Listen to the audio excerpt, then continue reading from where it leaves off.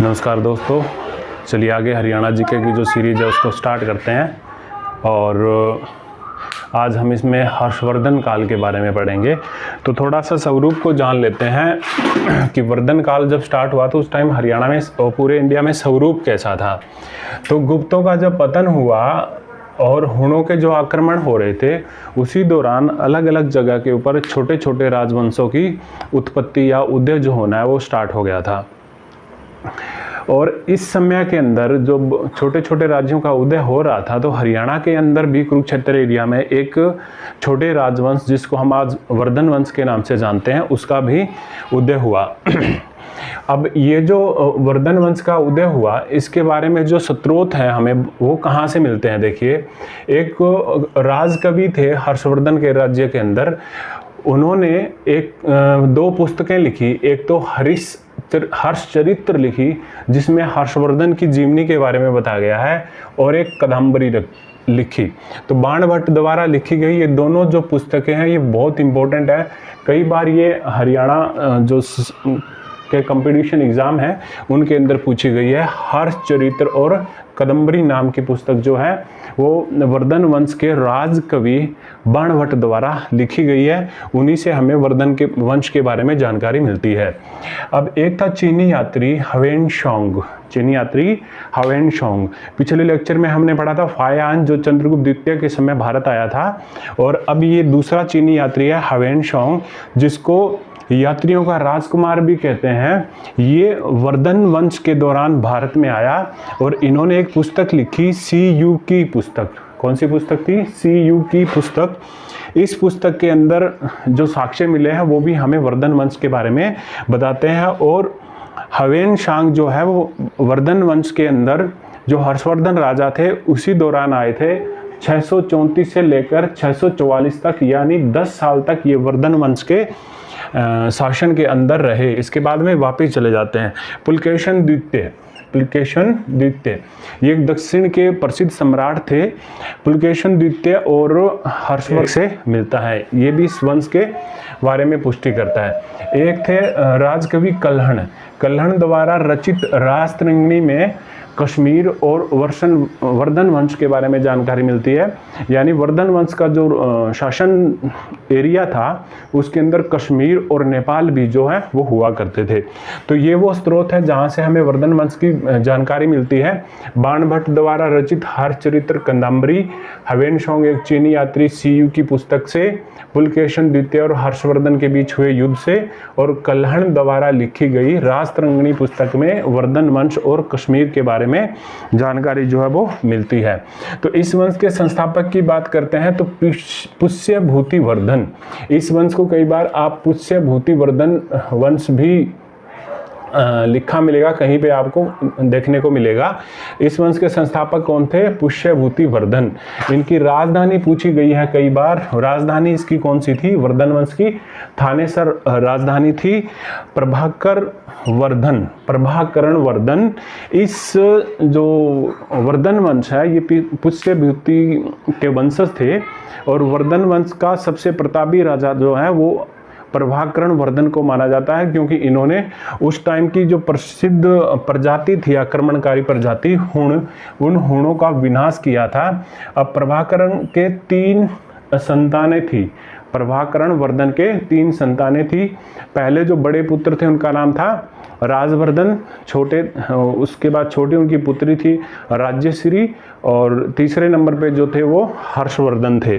तो क्या हुआ कि हर्षवर्धन की प्रभाकरण की जब मृत्यु हो जाती है तो उसके बाद में जो सम्राट बनाया जाता है वो राजवर्धन को बनाया जाता है। इसी दौरान क्या हुआ, जो भाग्यश्री इनकी बहन थी उसका विवाह कन्नौज के शासक ग्रहवर्मा से हो जाता है, और प्रभाकरण की मृत्यु के बाद उसका बेटा राजवर्धन शासक बन जाता है। तो जो कन्नौज था उस टाइम बहुत ही उपजाऊ और बहुत ही महत्वपूर्ण स्थान था, तो उसको पाने के लिए अलग अलग राजवंशों के राजा उस पर अधिकार करना चाहते थे। तो इसी दौर में मालवा के एक शासक हुए देवगुप्त व बंगाल के शासक शशांक ने मिलके कन्नौज के ऊपर आक्रमण कर दिया और ग्रह ब्रह्मा की हत्या कर दी।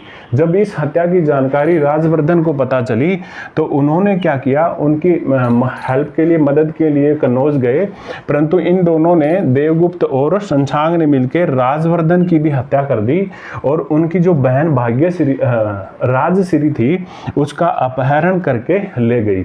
अब जब राजवर्धन की मृत्यु हो जाती है तो हर्षवर्धन जो है वो सम्राट बनते हैं। और कब बनते हैं सम्राट? 606 ईस्वी में सम्राट बनते हैं। हर्षवर्धन का जो जन्म है वो 590 ईस्वी में हुआ था। उनकी माता का नाम यशोमती था और पिता कौन थे?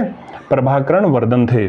तो जब ये शासक बनते हैं तो सबसे पहले ये क्या करते हैं, इनके सामने एक जिम्मेदारी थी एक कि अपनी जो बहन है राज्यश्री उसको उन शासकों से छुड़वाना और कन्नौज पर पुनः अधिकार करना। तो ये एक प्रतापी राजा थे, बहुत ही साहसी राजा थे। इन्होंने क्या किया, कन्नौज के ऊपर अपनी सेना भेज दी और वहाँ पर संशाक जो राजा थे बंगाल के, उनकी हत्या करके अपनी बहन को छुड़वा लिया। और फिर क्योंकि उनकी बहन अकेली थी, बच्चे उस टाइम उनके छोटे थे, तो हर्षवर्धन ने ही कन्नौज के ऊपर अपना अधिकार रखा और थानेसर के बाद में दूसरी राजधानी जो है वो कन्नौज को बना दिया।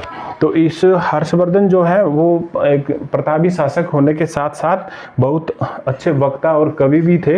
इन्होंने 3 पुस्तकें लिखी जो हर बार जो है कॉम्पिटिटिव एग्जाम के अंदर पूछी गई है। तो पहली पुस्तक थी इनकी प्रियदर्शिका, रत्नावली और नागादम। कौन सी? प्रियदर्शिका, रत्नावली और नागादम नाम की इनकी पुस्तकें हैं जो बहुत फेमस है, कई बार कॉम्पिटिटिव एग्जाम के अंदर पूछी गई है। फिर हम पढ़ लेते हैं कि इस वो वर्धन वंश है, इसके अंदर कौन कौन से विद्वान जो है उस टाइम उस राज्य में रहा करते थे। तो उनके अंदर कौन थे? भर्तृहरि रहा करते थे, जयसेन रहा करते थे, दिवाकर, मयूर और बाणभट्ट।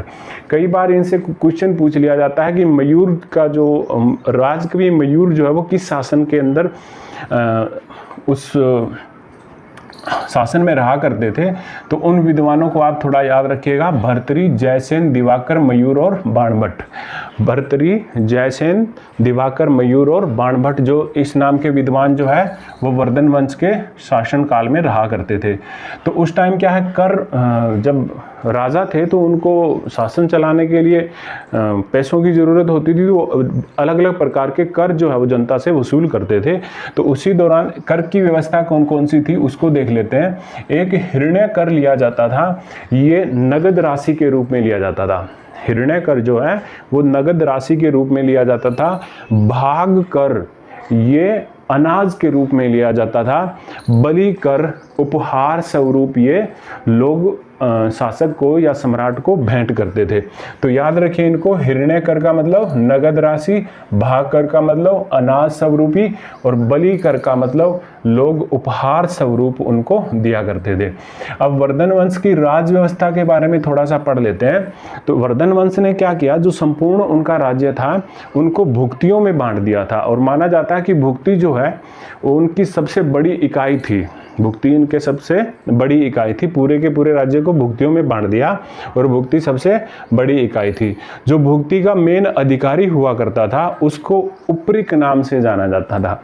भुक्तियों के जो मेन अधिकारी थे उनको उपरिक नाम से जाना जाता था। फिर क्या है, जिलों को विषयों में बांट दिया, तहसील को पेठ व गांव में विभाजित कर दिया। इन्होंने जिलों को विषयों में बांट दिया, तहसील को पेठ व गांव में बांट दिया। और मंडी जो है वो प्रधानमंत्री हुआ करता था। मंडी प्रधानमंत्री हुआ करता था। सिंहनाद जो है वो सेनापति को कहा जाता था। अवंती युद्ध व विदेश मंत्री को कहा जाता था। मंडी प्रधानमंत्री, सिंहनाद सेनापति, अवंती युद्ध व विदेश मंत्री के नाम को से जाना जाता था। इसके शासन काल के दौरान 2 प्रसिद्ध सेनापति हुए, एक का नाम चंद्रगुप्त और दूसरे का नाम कंतक था। पहले का नाम चंद्रगुप्त और दूसरे का नाम कंतक सेनापति हुआ करते थे। ये मंडी प्रधानमंत्री, श्रीनाथ सेनापति, अवंती युद्ध व विदेश मंत्री, चंद्रगुप्त व कनंत सेनापति हुआ करते थे। माना जाता है कि इनका जो राज्य है वो कश्मीर, नेपाल उसके अंदर शामिल थे। गांव का जो मुखिया हुआ करता था इस दौरान उसको ग्रामिक कहा जाता था। जैसे आज सरपंच कहते हैं, उस टाइम में क्या कहा जाता था, इसको ग्रामिक कहा जाता था। साक्ष्य, ये जो वर्धन वंश है इसके साक्ष्य देखिए कहाँ से मिले हैं। इसके साक्ष्य मिले हैं ताम्र मुद्राएं, सोनीपत से पहले पढ़ी हमने। हवेनशांग यात्रियों का राजकुमार हर्षवर्धन काल में आता है और एक पुस्तक लिखता है CU की, उसके अंदर वर्धन वंश की जानकारी मिलती है। 10 साल तक इस शासन काल में रहा। फिर इसके बाद हर्ष चरित्र बाण भट्ट द्वारा लिखी गई हर्ष की जीवनी है ये। इसी दौरान हर्षवर्धन की 647 ईस्वी के अंदर मृत्यु हो जाती है और उनका उत्तराधिकारी बनता है यशोवर्धन।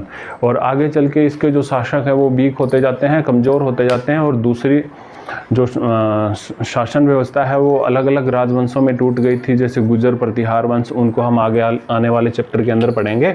ये जो पुलकेशन द्वितीय के बीच में और हर्षवर्धन के बीच में एक युद्ध हुआ था, अहलोय अभिलेख में जो वर्णन है वो एक्चुअल में रावी नदी के किनारे नहीं ही बल्कि नर्मदा नदी के किनारे हुआ था।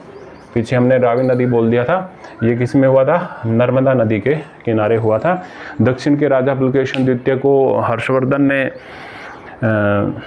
कमज़ोर समझ लिया था और उसके ऊपर चढ़ाई कर दी थी, लेकिन पुलकेशन द्वितीय जो था एक बलशाली और उसकी सेना जो है बहुत बड़ी थी, उसने नर्मदा नदी के तट के ऊपर हर्षवर्धन की सेना को हरा दिया था। ये 645 ईस्वी के लगभग ये युद्ध जो है वो इन दोनों के मध्य में हुआ और बाद में इसके 2-3 साल बाद हर्षवर्धन की मृत्यु हो गई 647 में।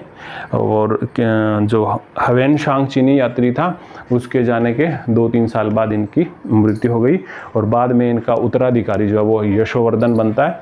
लेकिन आगे आने वाले जो इसके शासक थे वो बहुत ही कमज़ोर थे और ये जो वर्धन वंश है इसको संभाल के नहीं रख पाए और विभिन्न छोटे छोटे राजवंशों के अंदर ये टूट गया। उसको हम आगे आने वाले वीडियो के अंदर पढ़ेंगे जो हरियाणा से रिलेटेड है। धन्यवाद।